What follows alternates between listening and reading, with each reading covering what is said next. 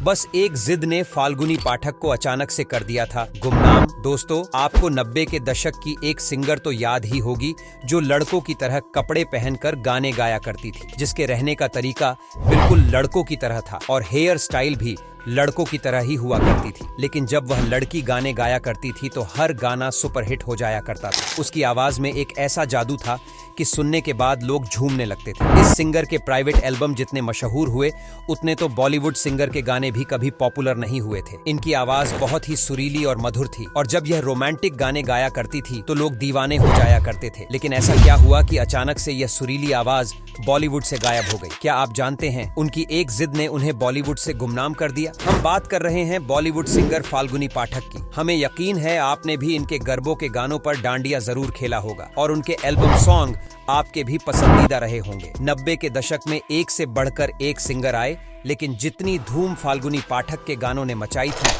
उतनी कोई और नहीं मचा सके। फाल्गुनी एक गुजराती है, लेकिन उनका जन्म मुंबई में 2 मार्च 1969 को हुआ था। आपके मन में भी यह सवाल आता होगा कि फाल्गुनी पाठक लड़कों की तरह क्यों रहा करती थी? असल में उनके पैदा होने से पहले ही उनकी 4 बहनें पैदा हो चुकी थीं और उनके जन्म के वक्त माँ बाप को उम्मीद थी कि लड़का पैदा होगा। उनकी चारों बड़ी बहनें भी सोचती थीं कि इस बार उनको एक भाई मिल जाएगा, लेकिन फाल्गुनी का जन्म हुआ तो उनकी चारों बहनों ने उन्हें ही भाई मान लिया और बचपन से ही लड़कों की तरह उन्हें रखा। लड़कों के जैसे कपड़े पहनाया करती है और थोड़े बड़े बाल हो जाते तो तुरंत कटिंग करवा दिया करती। फाल्गुनी कभी फ्रॉक पहनती तो तुरंत उनको पैंट शर्ट पहना दिया करती थी। बस यही से फाल्गुनी ने लड़कों वाला लुक अपना लिया और लड़कों की तरह रहने लगी। फाल्गुनी एक साधारण परिवार से थी, लेकिन संगीत का शौक उन्हें बचपन से ही था। 5 साल की उम्र में जहां सारे बच्चे खिलौनों से खेला करते थे, फाल्गुनी रेडियो पर लता मंगेशकर के गाने सुना करती थी। धीरे धीरे यह गीत संगीत उनके मन में ऐसे बस गया कि उन्होंने गाना भी शुरू कर दिया। उनकी माँ उन्हें बहुत सपोर्ट किया करती थी और अपनी बेटी को गुजराती लोकगीत सिखाया करती थी। नवरात्रि होने पर नवरात्रि के गीत भी उनकी माँ उन्हें सिखाया करती थी और बेटी के इस शौक को उन्होंने करियर बनाने के बारे में सोचा। फाल्गुनी नवरात्रों पर डांडिया नाइट में गाने लगी। हालांकि उनके पिता को फाल्गुनी का गाना गाना पसंद नहीं था। इसी वजह से एक बार फाल्गुनी की पिटाई भी हो गई थी। जब वह सिर्फ 9 साल की थी, घर वालों को बिना बताए 15 अगस्त पर स्टेज पर चली गई थी और गाना गया लैला में लैला। उनके पिता को जैसे ही यह बात पता चली, वह गुस्से में आग बबूला हो गए और फाल्गुनी की पिटाई लगा दी। वैसे पिता की नाराजगी भी उनका शौक कम नहीं कर पाई। जब वह 10 या 11 साल की थी, उनको बड़ा मौका मिला और एक गुजराती फिल्म मेकर ने उन्हें अपनी फिल्म में गीत गाने का मौका दिया और इस तरह उन्होंने अपनी फिल्म का पहला गाना उस दूर की मशहूर गायिका अलका याग्निक के साथ गाया। बस यही से फाल्गुनी की उड़ान शुरू हो गई थी।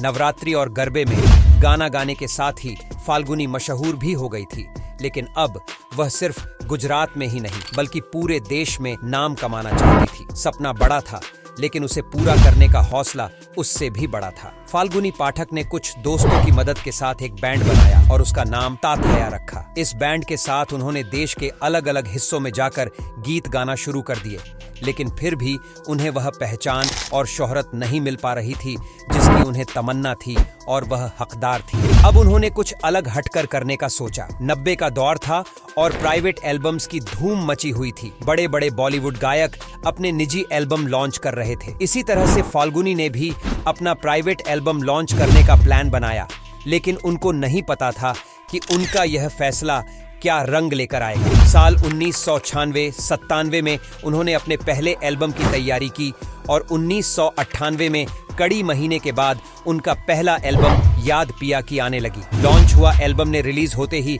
ऐसे धूम मचाई कि एक 19 साल की लड़की की आवाज ने पूरे देश को हिला कर रख दिया। रिया सेन के ऊपर फिल्माई गई यह एल्बम इतनी हिट हुई कि सभी जगह फाल्गुनी पाठक की आवाज गूंजे लगी। लोग उनकी आवाज के दीवाने हो गए। एल्बम के 2 और गाने चूड़ी जो खनकी हाथों में और हिंगड़ा मिलवा गई थी, मोरे सैयां भारत में ही नहीं बल्कि विदेशों में भी खूब पॉपुलर हुआ। एक छोटी सी लड़की की आवाज ने बड़े बड़े बॉलीवुड गायकों को भी हैरान कर दिया और एक 19 साल की लड़की स्टार बन गई। इसके अगले ही साल उन्होंने मैंने पायल है छनकाई नाम की एल्बम मार्केट में उतरी। इस एल्बम के भी 2 गानों ने धूम मचा दी और लोगों ने इन्हें खूब प्यार दिया। सभी जगह उनके गीत गूंजने लगे, यहाँ तक कि पार्टी में लोग उनके इन्हीं गानों पर नाचने लगे।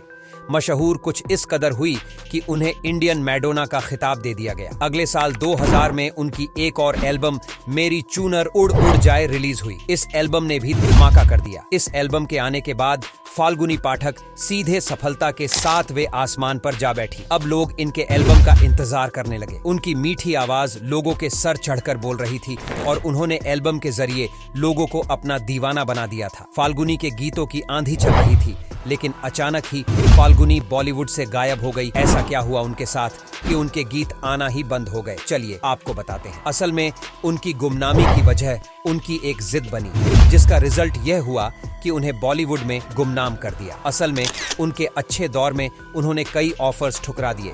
जब उनका पहला एल्बम रिलीज हुआ था तो उनकी आवाज लोगों को ही नहीं बल्कि बड़े बड़े म्यूजिक डायरेक्टर्स को भी पसंद आई थी। इसके बाद वह फाल्गुनी के पास आते थे और उन्हें बॉलीवुड में गाने के ऑफर देते थे, लेकिन वह सारे ऑफर्स को ठुकरा देती थी। उनकी आवाज में ऐसी खनक थी कि वह बॉलीवुड की मशहूर गायिका बन सकती थी, लेकिन उस समय प्राइवेट एल्बम का दौर था और उनके गाने धमाल मचा रहे थे। पैसा, इज्जत, नाम सब कुछ उन्हें मिल रहा था। शायद यही वजह थी कि वह बॉलीवुड में मिले उन अवसरों को एल्बम करने के जिद में खोती रही। एक इंटरव्यू में उन्होंने कहा था कि बॉलीवुड के गानों में डबल मेहनत करना पड़ती है, इसी वजह से वह हिंदी फिल्मों की सिंगर नहीं बनी और उन्होंने बॉलीवुड को कभी सीरियस नहीं लिया। वजह जो भी रही हो, प्राइवेट एल्बम्स का भी एक दौर था जो आया और चला गया। इधर उन्होंने 2004 में अपना एल्बम दिल झूम झूम नाचे रिलीज किया था, लेकिन वह ज्यादा नहीं चला। उन्होंने कुछ एक फिल्मों के लिए कभी कभी गाने गाए, लेकिन वह भी नहीं चले और अचानक से एक जिद ने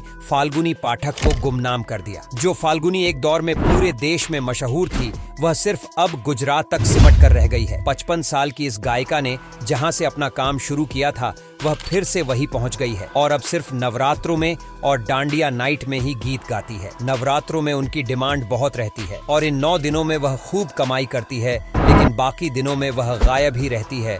उन्होंने अब तक शादी भी नहीं की है। काश फाल्गुनी ने समय रहते उन अवसरों को नहीं गंवाया होता, तो आज उनकी आवाज भी बॉलीवुड के गानों में गूंज रही होती। आज उन्हें भी बॉलीवुड के दूसरे सिंगर की तरह काम, इज्जत और पैसा सब कुछ मिल रहा होता, क्योंकि उनकी आवाज इतनी मीठी थी कि हर कोई उनके साथ काम करना चाहता था। लेकिन फाल्गुनी पाठक उस समय इन अवसरों को ठीक से भुना नहीं पाई और गंवाती चली गई। उस समय फाल्गुनी को पैसा, इज्जत सब कुछ मिल रहा था, इसलिए उन्होंने बॉलीवुड को सीरियसली नहीं लिया और अब बॉलीवुड उन्हें सीरियसली नहीं लेता है। अगर फाल्गुनी ने यह एक गलती नहीं की होती तो आज शायद मंजर कुछ और होता। खैर, जो भी है, हम फाल्गुनी के अच्छे भविष्य की कामना करते हैं और उम्मीद करते हैं कि वह फिर से कुछ ऐसी एल्बम लेकर आएंगी जो सभी को दीवाना बना देगी।